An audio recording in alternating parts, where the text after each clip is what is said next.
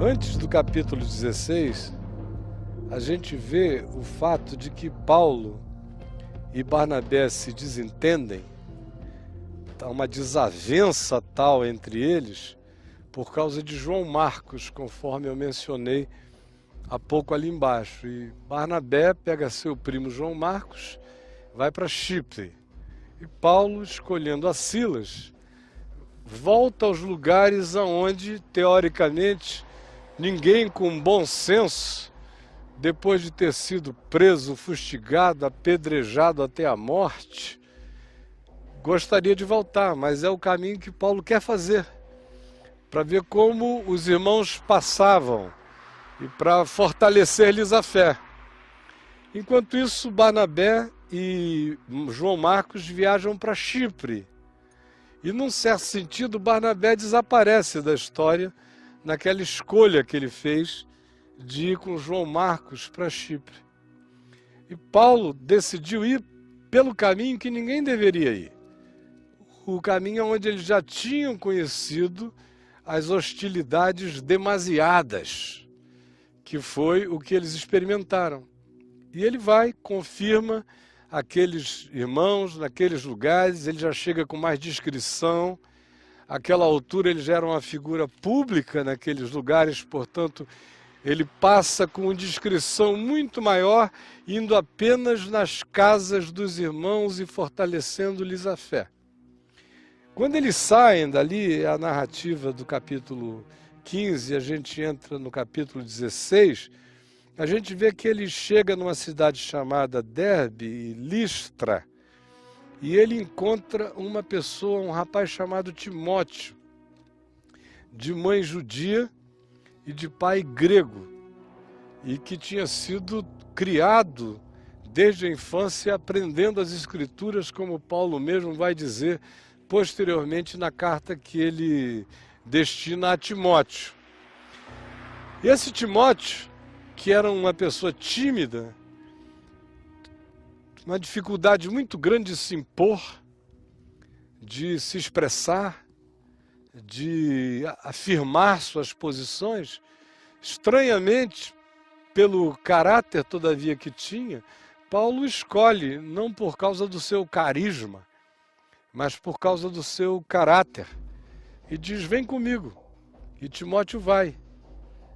Sai Barnabé, sai João Marcos, entra Timóteo. E sutilmente, a gente não vê em momento algum a menção da chegada de Lucas, que era um médico e que fora educado na cultura grega, mas que tinha todo o background do conhecimento do judaísmo e das escrituras do Velho Testamento. Em momento algum se diz, assim como se diz, encontrou um jovem chamado Timóteo, não se diz, encontrou um homem chamado Lucas. A gente só percebe que esse Lucas foi encontrado pela mudança verbal, pelas descrições do texto, que até então, Lucas, que escreveu Atos, até esse momento aqui no capítulo 16, ele está usando descrições distantes, dizendo: e saíram, e foram, e viajaram, e ocorreu isto e aquilo. A gente percebe a entrada dele na história com as mudanças que a gente vai vendo na leitura do texto, quando você começa a ver dali em diante, verso 10, assim que teve a visão, procuramos partir. Logo adiante você vai vendo todas as inclusões, aqui em Filipos, verso 13, onde ele diz: e assentando-nos, falamos às mulheres. É o narrador do livro, pela primeira vez presente na história. Antes, ele foi um coletor de informações. Daqui para frente, ele é testemunha ocular do que ele mesmo vira. O que eu queria dizer para vocês, sem me estender como já fiz em outras ocasiões, e sem também nenhum afã de natureza histórica, arqueológica, mas apenas do ponto de vista da existencialidade das nossas percepções, é algo que a gente podia falar em Nova Iguaçu, tanto quanto em Filipos. E que é basicamente o seguinte: há pessoas, gente, que precisam sair das nossas vidas. E há pessoas que precisam dramaticamente entrar nas nossas vidas. Raramente a gente discerne quais são as que precisam sair. Quase nunca a gente sabe quais são aquelas que devem entrar e entrarão. O que acontece aqui muda a história, de certa forma, de Paulo, e por conseguinte muda as nossas histórias. Se Paulo tivesse dado atenção a Barnabé e seguido com ele, provavelmente eles tivessem se perdido em Chipre. E sabe lá qual o caminho histórico que eles viriam a fazer. Como aconteceu com Barnabé, que não era um homem pouco significativo. Ele era tão significativo aqui na história de Atos, que durante um bom tempo, do capítulo 13, quando eles saíram de Antioquia da Síria para frente, a figura principal não era Paulo ainda, era Barnabé. E foram os apóstolos Barnabé e Paulo. É devagar que Paulo vai crescendo no processo pela ardência, pelo impacto da conversão, pela fluência no falar, pelo carisma no se expressar e pela manifestação de dons espirituais que acompanhavam a fala tão fortemente persuasiva dele, que é algo que Lucas não poupa, é a palavra persuadir relacionada a Paulo. São palavras que Lucas usa muito, e Paulo persuadia, e Paulo arrazoava com eles, como eu disse em Éfeso. Era uma junção de uma pregação que explorava o elemento de toda a lógica das construções, até onde ela era possível e passível de ser levada. Chega uma hora que ela se esgota, Deus é mistério e a graça de Deus é indescritível e não há comunicabilidade suficiente para se expressar o que da parte de Deus vem. Por isso é que, escrevendo aos Efésios, Paulo diz: eu peço e eu oro para que vocês alcancem a altura, a profundidade, a largura e o comprimento, e assim vocês provem, conheçam. Alguém pode ter toda a cultura do mundo sobre todas as coisas passíveis de serem conhecidas sobre Deus, sobre o Evangelho, sobre a história da fé, e não carregar nenhuma prova disso no coração, porque ela só se dá quando a gente encontra essa pessoa. Jesus não é um conceito, Jesus não é uma sistematização doutrinária. Se o fosse, eu não queria absolutamente nada com ele. Ele é uma experiência viva de alguém que é vivo, é Deus vivo. E uma experiência que só se consuma em nós pela via do amor. Qualquer outra coisa sem amor não realiza o bem do Evangelho na nossa vida. E eu estou dizendo isso porque ele diz: eu quero que vocês provem isso tudo e conheçam o amor de Cristo que excede, que transcende a todo entendimento, mostrando para nós que existe essa dimensão que se instala na gente como algo tão factualmente, existencialmente inegável e, ao mesmo tempo, para o qual faltam códigos de comunicabilidade, a menos que o outro experimente. De modo que o que eu posso transferir a alguém tem seu limite. E há uma outra dimensão que, se o próprio indivíduo não se abrir para ela, não a desejar, não a quiser, não a buscar, ou sendo invadido por ela, não a acolher, nada de fato acontecerá na vida dele.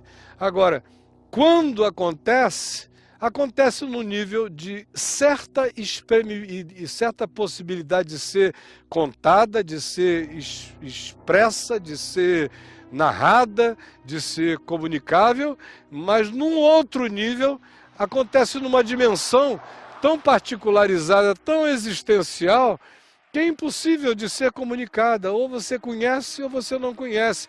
E não é a intelecção nem a cultura que no fim vão realizar esse milagre na vida de ninguém. E pobre daquele que pensar que porque conheceu alguma coisa ou foi educado em muitas coisas, conheceu algo do Evangelho, porque o Evangelho só se manifesta como conhecimento quando gera em nós esse amor, paixão, fé transformador no coração. Bom, Paulo chega a essa região que nós vemos aqui no capítulo 16, encontra Timóteo, e em Trode, nós falamos bastante sobre o fato de que eles estavam na região frígio-gálata, onde nós atravessamos e estamos atravessando essa cordilheira enorme. E diz aqui o verso 6 do capítulo 16, e percorrendo a região frígio-gálata, tendo sido impedidos pelo Espírito Santo de pregar a palavra na Ásia, que é uma coisa interessante, a gente fica com essa impressão de que o Espírito Santo quer que a gente pregue o Evangelho em todo lugar, o tempo todo. Mas há ocasiões em que o Evangelho precisa ser guardado para outras ocasiões. São essas sabedorias que a religião nunca teve nem terá. E só quem anda na sensibilidade do Espírito adquire. E aqui explicitamente se diz que foi o Espírito Santo que os impediu de pregarem naquela região da Ásia. Eles defrontaram Mísia e tentavam ir para uma cidade chamada Bitínia. Primeira alusão no Novo Testamento que a gente tem a Bitínia está lá em Atos, no capítulo 2, no Pentecostes, quando se diz que havia gente de Bitínia, entre aquelas 17 nações presentes no dia de Pentecostes, havia pessoas de Bitínia. Depois a gente ouve falar de Bitínia aqui, depois a gente lê em 1 Pedro, no capítulo 1, no verso 2, Pedro saudando os irmãos de Bitínia, significando dizer que Pedro chegou a Bitínia e levou o evangelho lá. Mas Paulo está sendo poupado de desvios de rota. O primeiro desvio foi aquele de poder ter ido com Barnabé para Chipre. E não foi. E Barnabé sumiu da história em Chipre. O outro desvio é esse.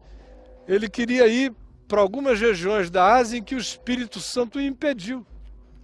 E aí dá essa vontade nele de ir até a Bitínia, mas outra vez se diz, mas o Espírito de Jesus não o permitiu. O texto diz, e tendo encontrado Mísia, desceram a Trode, aonde nós estivemos. À noite, sobreveio a Paulo uma visão na qual um varão macedônio estava em pé, a gente está na Macedônia, e lhe rogava dizendo, passa para Macedônia e ajuda-nos. Ele viu o cara vestido de macedônio, com roupa de macedônio, dizendo, vem daí para cá, para Macedônia. Ele não tinha ido para Chipre, ele quis ir pregar mais profundamente na Ásia, mas o Espírito Santo não permitiu. Ele quis ir especificamente para Bitínia, mas diz, o Espírito de Jesus não permitiu. E naquela noite ele tem uma visão de uma figura macedônia, dizendo, vem para cá. E diz o texto, à noite sobreveio a visão. Assim que teve a visão, imediatamente procuramos partir para aquele destino. Olha que o procuramos é a primeira vez na narrativa em que o autor se inclui, é aqui. Até então ele teria dito, procuraram ir, foram. É um homem que chega sem anúncio, esse Lucas. Chega sem menção. Chega sem que ninguém diga, e ali encontraram um médico chamado Lucas. A gente só fica sabendo se tiver o cuidado de ver a sutileza dos tempos, das inclusões, dos plurais descritivos. Do contrário, você nem sabe que foi aqui. São essas pessoas que às vezes chegam com uma descrição extraordinária e mudam a nossa vida para sempre. Eu queria deixar com vocês uma pergunta antes de prosseguir. Você já prestou atenção no seu colecionismo relacional? Você é um acumulador relacional que se sente como quem foi amputado quando alguém vai? Ou não tem a coragem, às vezes, de dizer para alguém tão importante como o Barnabé: olha, desculpa, mas a minha consciência me manda ir por aqui. Você pode seguir o seu caminho, com quem você quiser. A minha consciência tem um caminho. A segunda coisa é perceber quais são as presenças, às vezes totalmente sutis, pouco gritantes, pouco carismáticas, mas que, em chegando na vida da gente, alteram-na para o bem e para sempre. Como é o caso desse Lucas, que chega sem anúncio e sem ele a gente não teria o livro de Atos dos Apóstolos. Sem ele a gente não teria o Evangelho de Lucas, que, do ponto de vista das revelações da humanidade de Jesus, é o mais completo de todos, de uma beleza extraordinária, carrega a humanidade grega dentro do Evangelho dele. Sem esse Lucas, nós não teríamos muitas das coisas, ou quase todas as coisas, que aqui estão registradas sobre Paulo, e mais do que isso. Se ele tivesse ido para Chipre, só Deus sabe o que teria acontecido.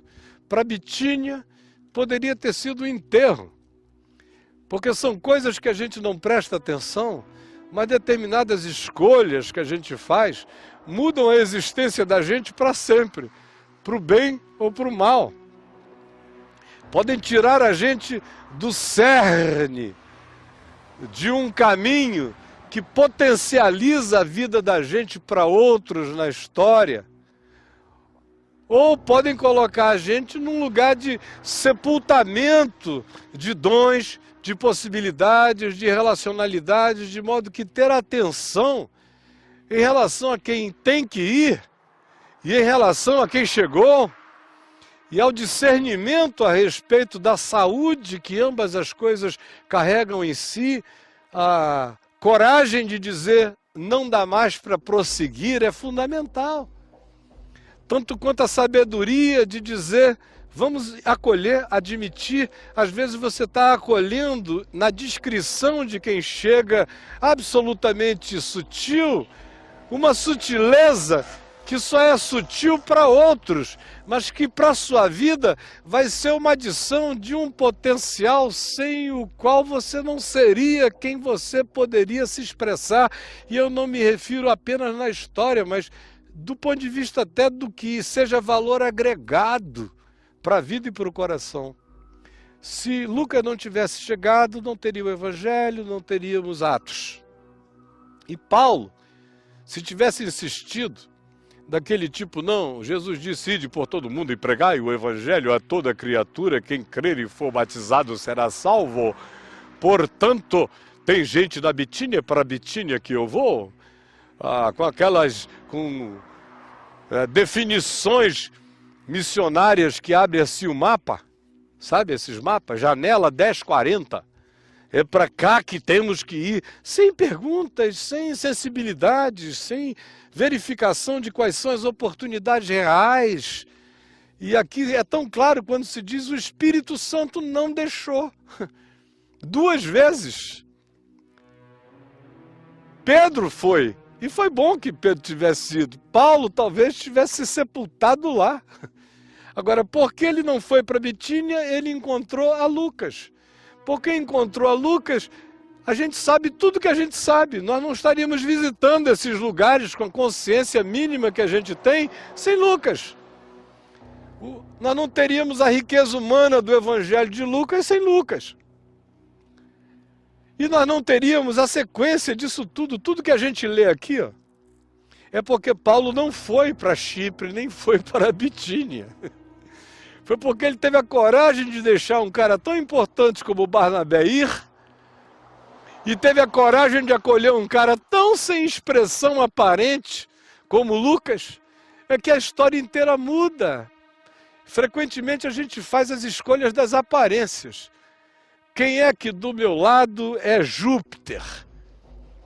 Como foi assim que chamaram ao nosso amigo Barnabé, pregando lá em Derbe, Icônio, Listra, Júpiter e Paulo Mercúrio, por já ser o principal portador da palavra.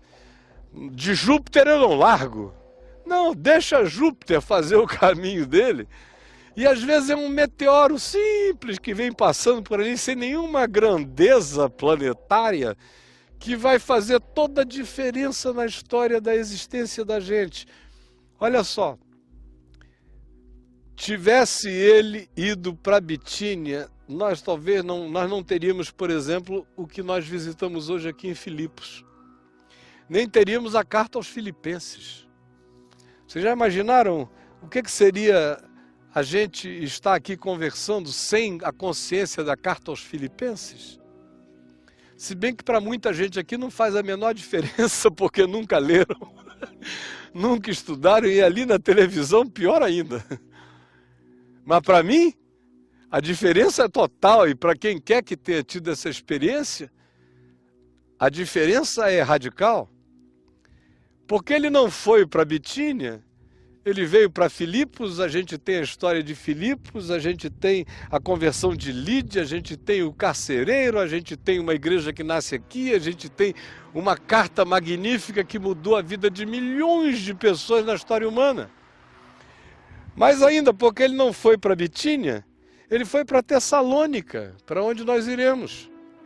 Aí nós temos a história dele em Tessalônica, narrada, e nós temos duas epístolas aos Tessalonicenses fundamentais para a construção da nossa fé, do ponto de vista ético e do ponto de vista escatológico, que são as duas ênfases das duas cartas de Paulo aos Tessalonicenses. Porque ele não foi para Bitínia, ele foi para Bereia. E em Bereia, um grupo de pessoas se solidificou densamente na fé, porque eram pessoas que conferiam coisa com coisa. Não apenas ouviam Paulo, mas checavam na Escritura se as coisas eram de fato como as coisas eram. Se ele tivesse ido para Bitínia, a gente não teria tido o nascimento da igreja em Atenas, porque ele acaba indo para Atenas. Se ele tivesse ido para Bitínia, ele não teria ido a Corinto. E em Corinto a gente não teria aquela história maravilhosa do que aconteceu, e lá narraremos, nem as duas cartas de Paulo aos Coríntios, que provavelmente sejam 4, fundidas em 2, como nós temos aqui, com um acervo de material maravilhoso. Se ele tivesse ido para Bitínia, nós não teríamos absolutamente a presença dele em Éfeso, como nós já vimos lá, com a revolução que aconteceu com aquela presença, nem essa carta extraordinariamente grandiosa, sensível, espiritualmente linda, de grandezas para dentro, imensuráveis, conforme a gente percebe e entende. Se ele tivesse ido para Bitínia, nós não teríamos uma quantidade enorme de outras coisas. Não teríamos a carta aos Colossenses. É porque ele não foi para Bitínia que ele foi para Colossos. Não foi para Bitínia, escreveu uma carta também aos de Hierápolis, que nós não temos na mão. Escreveu uma carta aos de Laodiceia, que se perdeu e nós não temos na mão. Nós temos praticamente o resto do Novo Testamento, com exceção da carta aos Romanos, nessa região, porque Paulo não foi para Bitínia pregar o Evangelho. Vejam como pregar o Evangelho não é o pretexto dos pretextos para se fazer qualquer coisa. Até para pregar o Evangelho, a gente precisa saber o tempo, a hora, a sabedoria, o bom senso, o discernimento, a ocasião. Não basta sair como um louco translocado. É preciso que se tenha esse cuidado, essa cuidade de saber aonde é que Deus nos leva, aonde Ele nos conduz. Não se pode andar no Evangelho apenas com um mapa e com um GPS. Tem-se e não se pode prescindir das intuições do coração, de ouvir as vozes sutis, não audíveis, falando no íntimo da gente. Eu poderia me alongar bastante, como já me alonguei em outras ocasiões falando sobre isso, 1 hora e meia, mas eu quero parar aqui deixando só essa instrução do Evangelho e repetindo a pergunta. Você é um colecionista de oportunidades? O que quer que a você lhe pareça uma porta aberta, você entra só porque está aberta? Porta aberta é só uma porta aberta. Eu preciso saber por que porta eu entro, qual é a minha, qual é a porta da minha vida. A outra coisa é, tem pessoas que cumprem um papel na vida da gente um tempo, mas querer mantê-las, ou por causa do significado delas, ou da importância carismática, ou do que elas já fizeram por nós, num colecionismo relacional, às vezes é um atraso de existência para nós. Cada um faz o seu caminho e ninguém tem que ter essa angústia dogmático-fraterna de dizer iniciamos juntos, temos que terminar juntos. Há coisas que param no meio do caminho e cada um segue o seu. E nos encontraremos mais adiante, porque tudo isso converge na mesma direção, aonde todos nos encontraremos no Pai. Mas a história humana, às vezes, demanda de nós decisões, demanda de nós escolhas. E mais, não despreze aquilo que chega sem grandes anúncios, porque às vezes são dessas pessoinhas que não carregam bandeiras e nem portam estandartes, que a vida da gente vai encontrar o seu veio, o seu principal significado. Guarde isso no coração, olhe para a sua vida, veja quem é que está querendo ir ou precisando ir e você não deixa. E veja quem é que está tentando entrar e você não permite. E não faça isso só porque tem alguém tentando entrar. Sempre a gente tem que deixar quem quer ir. E a gente tem que ter o discernimento de admitir quem querendo entrar pode ser admitido na existência da gente. Havendo essa sensibilidade, a gente não perde uma quantidade enorme de tempo, nem de vida, nem de energia. Ontem mesmo aqui numa das nossas paradas a gente conversava, a Adriana e eu, com uma amiga preciosa, falando justamente sobre isso. Às vezes a gente quer ajudar uma pessoa que vem para a vida da gente e a gente sente naquela obrigação de fazer qualquer coisa, alguma coisa de qualquer modo. E logo descobre que aquilo ali é uma vampirização. É um morcego chupando o nosso sangue. A gente tem que ter a coragem de dizer não, vai. Porque Deus é Deus, eu não sou o Deus de ninguém. Eu não me cuido, eu não tenho poder sobre mim, eu vou ser Deus na vida do outro. O que eu puder fazer eu posso, mas não são todas as relações que têm que ser admitidas a chifopagia de um vínculo que anda junto todo dia. E tem-se que ter a acuidade para perceber aqueles discretos, que às vezes chegam com tesouros enormes, mas que às vezes os nossos pré-condicionamentos desprezam, porque a gente já tem configurações tão dogmáticas do que seja o que nós admitimos ou não admitimos na vida da gente, que a gente não acolhe o que poderia e pode carregar um significado maravilhoso de continuidade, de potencialização para a existência de cada um de nós, e eu me refiro, por enquanto, apenas à terra e à história e ao potencial da vida da gente, transferindo graça para outros, aumentando o dom de Deus na nossa vida, em nós e para outros. A segunda coisa que eu quero dizer é mais rápida do que essa, que já foi longa demais e a fome até em mim já bateu. O que faz dois homens como Paulo e Silas, dois barbados, machos, cheios de vergões, depois de terem sido moídos aqui em Filipos e colocados numa prisão, começarem a cantar às 6 horas da tarde até a meia-noite. Cantar é uma coisa muito estranha, não é? Quando a gente não está num palco, ou num teatro, ou num concerto, ou numa ópera, trabalhando, cantando.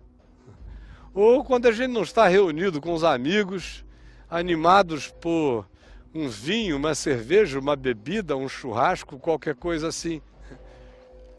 É na expressão de fé dos discípulos de Jesus e também entre indígenas e outras culturas onde se canta bastante, mas tem grupos humanos que não cantam publicamente juntos, celebrando nada.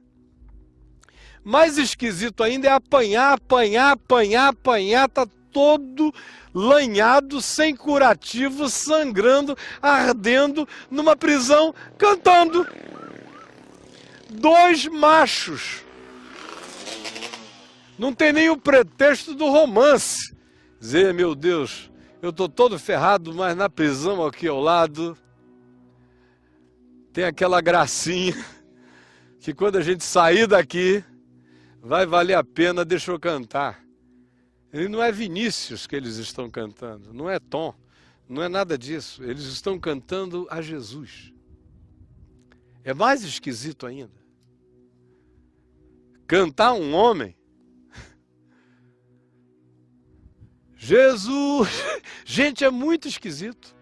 Imaginem só, é louco. É totalmente louco. Só o que deslouquifica essa ação é a fé. Porque sem a fé é loucura. É coisa de seita doida ou de gente absolutamente sem qualquer referência de equilíbrio humano e mental. Agora estão eles 2 cantando. E orando e cantando, e orando e cantando, e orando e cantando. Eu sei que essa é uma época em que o comércio da música se transformou em gospel, e eu vi essa virada. Eu estava presente no dia da assinatura, infelizmente.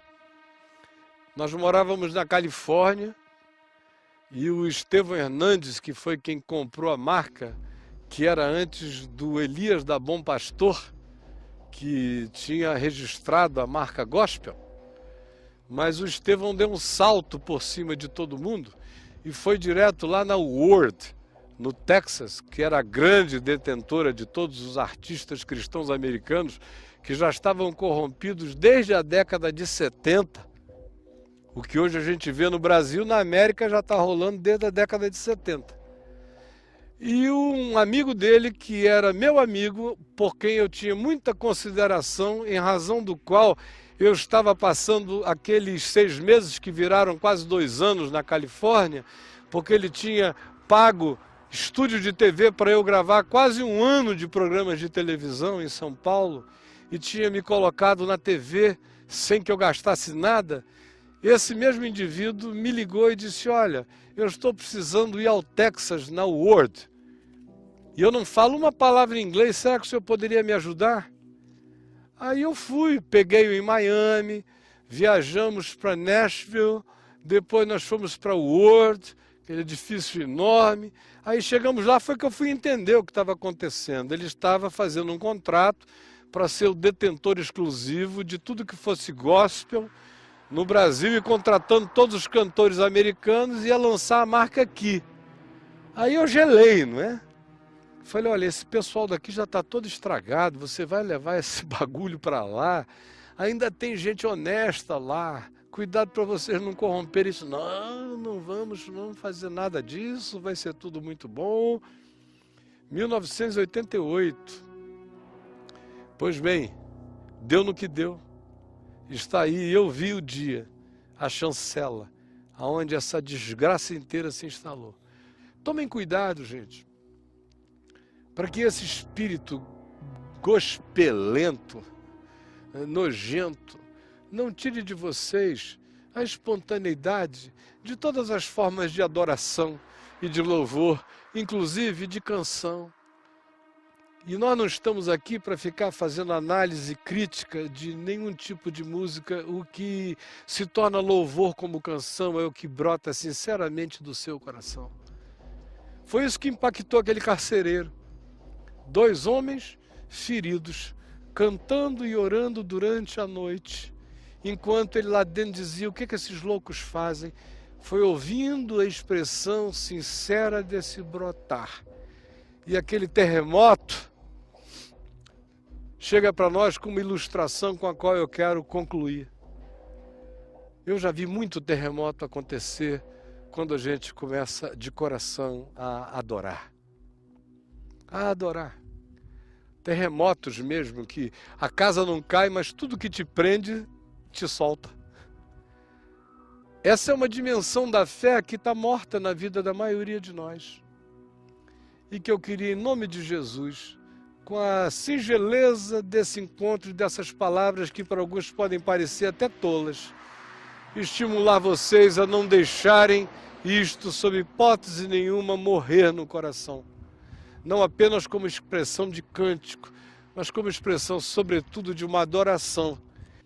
Adore a Deus em tudo, e o que pesa, pesará menos, e o que prende, se soltará, e o que acachapa, desaparecerá, e o que deprime, dará lugar a um poder que existe dentro de você, mas que até hoje você não se deu ao trabalho de liberar, de desprender, de exercitar para o seu próprio bem.